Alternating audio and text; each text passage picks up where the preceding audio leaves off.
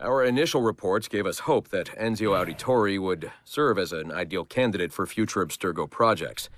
His charisma, sexual magnetism, and wry humor gave him all the qualities of a leading man. However, his corruption by the Assassin Order robbed him of these qualities as he fell deeper and deeper into a spiral of revenge. Enzio was frequently known to articulate a passive acceptance of evil. He was also a man of ugly contradictions, one who preached free thought, yet traveled well beyond his home country to proselytize his corrupted creed, just as he's doing here with this impressionable Chinese girl. Notice, too, that in his gestures and bearing there is still something of the old lecher in him. Enzio's entire personality is built around pure demagoguery, claiming his philosophy is about love when violence and coercion are his primary means of tackling problems. We have therefore come to the conclusion that Enzio Auditore da Firenze would be a risky character to develop.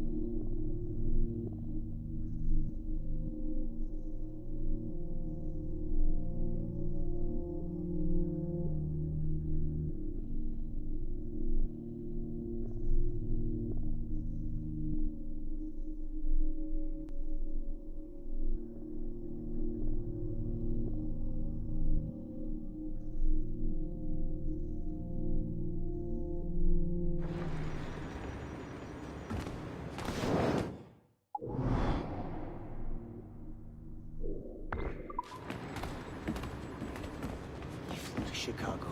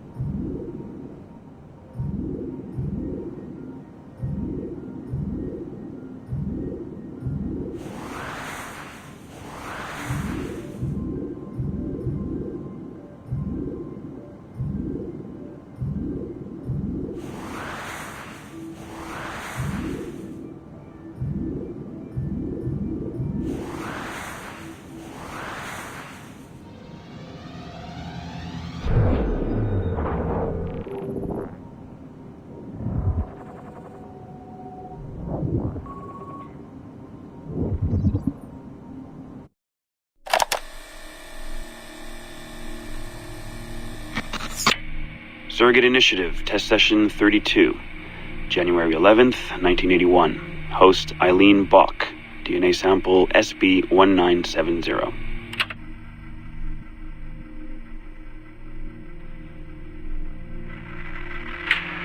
Miriam? Miriam, is that you? Are you in here? Bartle! Oh, thank God you're safe. You've been worried sick. Bartle! How did they find you? Oh, Jesus. What would they do to you? Has they hurt you at all? I told them nothing. All they do every day is ask about you and that artifact. But I didn't tell them anything. Nothing. I know you didn't, Miriam. But how are you? You aren't hurt? Not badly, no. I'm fine. Good. We need to get the message out to Oscar. Somehow. We need to tell him where... Very interesting footage, Eileen. This is Germany, you said. World War II? Most of the memories I've been able to access come from a period where Miriam was imprisoned by Nazis in Cologne. Miriam. Is she still alive? No, she was my ex-husband's mother. She passed away about 5 years ago. Well, she was spirited. An impressive lady. Definitely. And the man, Bartle. He made reference to an artifact. Any idea what that is? My team is looking into that, but it's not our first priority. We still need... It is now. Really? You must have other recordings of this woman. Are there any other mentions of this artifact I should know about? Half a dozen or so, yes. What's this about? You have questions, I understand that. I don't have answers for you. Not right now, but I do have money. And if you get me those recordings and bring me any other artifact references you find, then I will triple your operating budget for as long as I can. Triple my budget? My God, what is this? 9 a.m. Monday morning, my office. We have a lot to discuss. But Lillian, I don't... Have a good weekend, Mrs. Bach. Fantastic work.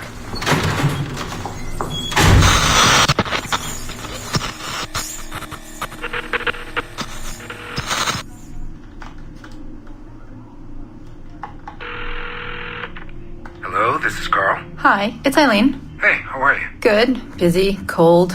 The winter's been terrible. Seamus won't like that.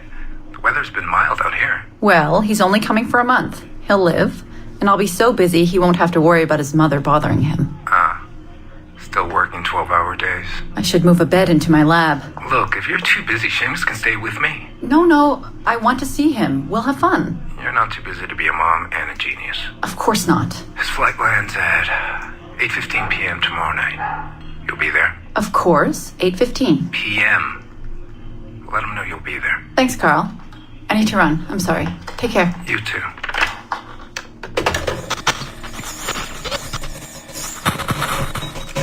Ah, Eileen. Didn't see you come in. I'm not interrupting? No, it's fine. The subject is unconscious. He's traipsing around 18th century New Orleans right now, in the memories of a woman. That must feel odd. How long has he been under? 83 minutes. Whoa. It's average. What can I do for you? I just wanted to thank you for sending Lillian to see me. She came away very impressed. There. You see, all these bureaucrats need is a little glimpse of our secrets every so often. They like to feel like they're still in charge. Lillian is most definitely in charge. She just tripled my budget. Tripled? Christ, Eileen. You must have discovered who killed Kennedy. Well, she heard something on one of my tapes that interested her. Something about an artifact. Very vague, but it was enough. An artifact? What sort of artifact? Jesus, get him out of there! Get him out! Oh my God. It'll kill him! He's not decoupled! He's having a fucking seizure! Power down! Now! Heart rate 170! Power down! Now!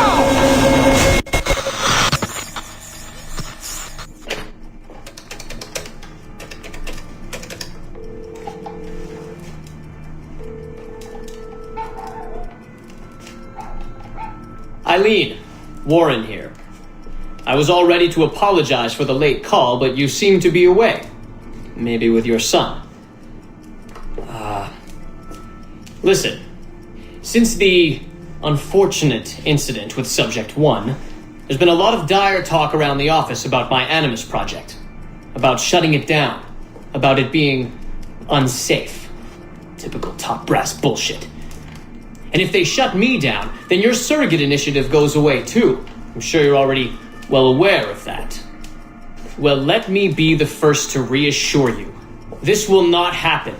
I will not let them take this from me. From us. I will not let one death, of an undiagnosed epileptic I should add, I will not let this destroy the decades of incredible research done by our predecessors, and the 5 years I've spent perfecting the Animus. There's still more work to be done, and countless rewards to be reaped. So I wanted you to be the first to know. I have decided to volunteer myself as my second subject. I am convinced that the Animus is perfectly safe, provided I stay within the boundaries of my own ancestral bloodline. Next week I plan to prove this by staying a full 4 hours in the Animus. I would be grateful if you and your team would monitor my progress. And after this necessary but ridiculous proof of concept, I give you my word that I will work closely with you to solve your outstanding problems. Your surrogate initiative is a bold idea, and I do believe it is the future of the Animus project. But while we have the Animus itself, I do not want to waste precious opportunities to prove its safety. I'll see you in the office on Monday. Goodbye.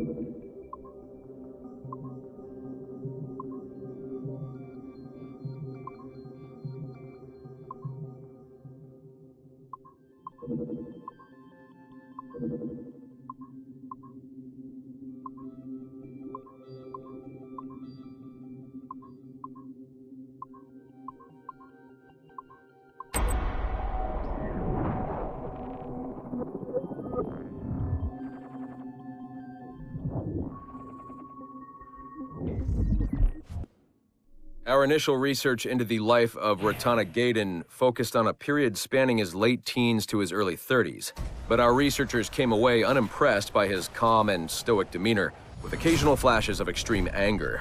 This was not the sort of leading man we felt comfortable endorsing. We decided, therefore, to delve into his early childhood, with the hope that scenes of pre-colonial America might hold some appeal. As you can see here, there is a certain naive charm and innocence to this young boy.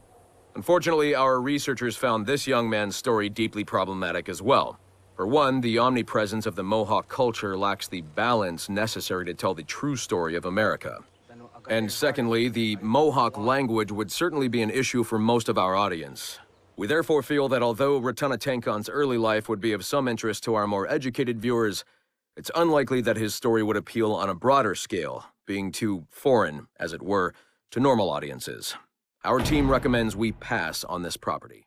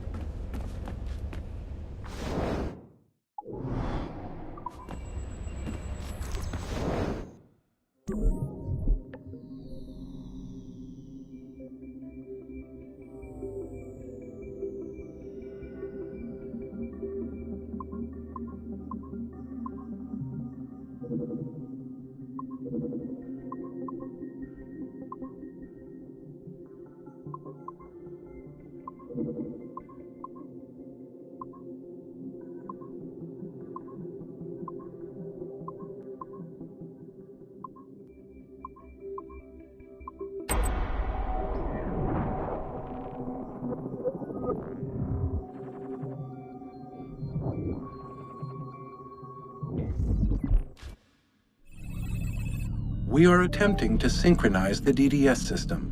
This will only take a moment. We are almost there. The DDS is now in sync. Thank you for your patience. We hope you enjoy your experience. Rudolph II invited many notable figures to his court, making Prague the center of European culture. Among them were Englishman Edward Kelly and his stepdaughter, Elizabeth Jane Weston. Observe her and report any alleged collusion.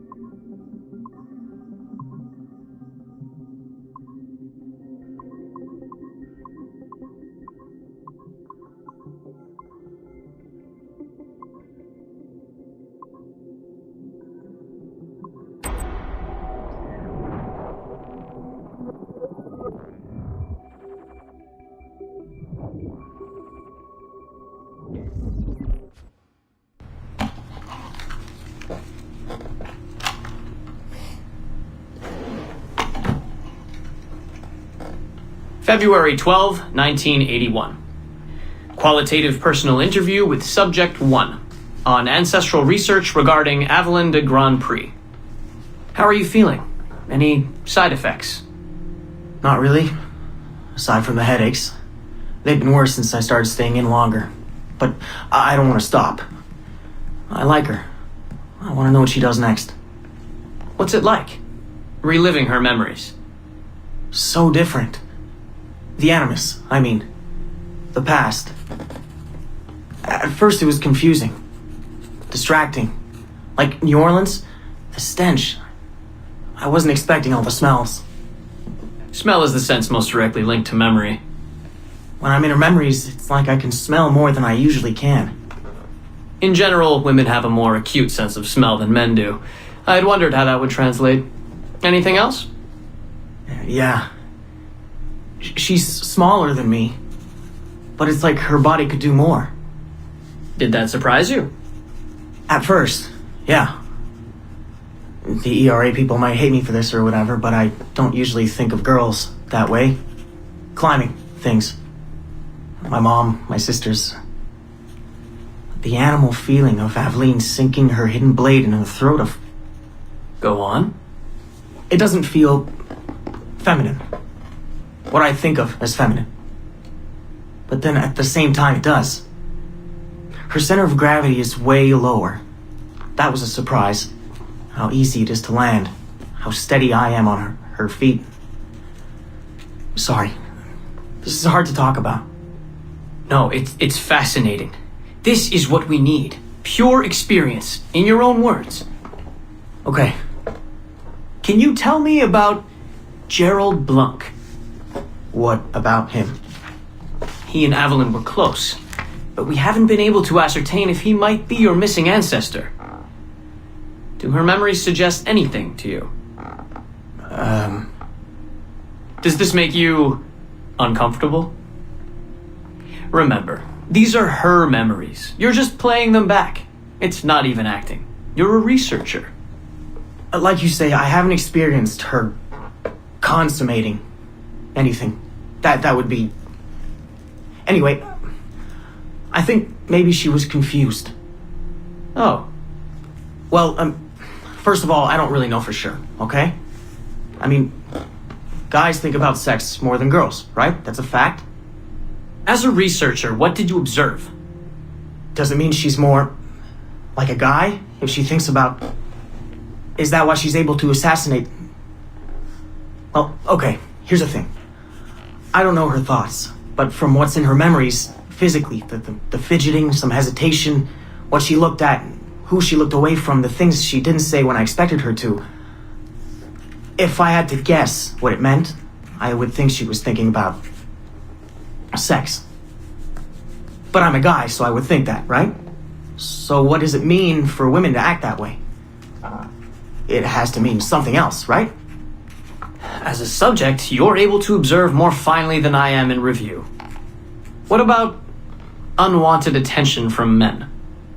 Well, I thought that would be the hardest thing to deal with. I'm not into that, for the record. Not at all. Yes, I know.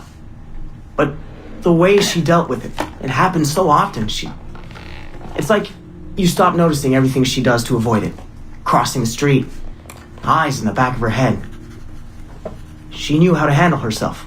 When she was charming, felt kind of similar to killing. Or the build-up to killing. Can we take a break, Mr. Vidic? Of course.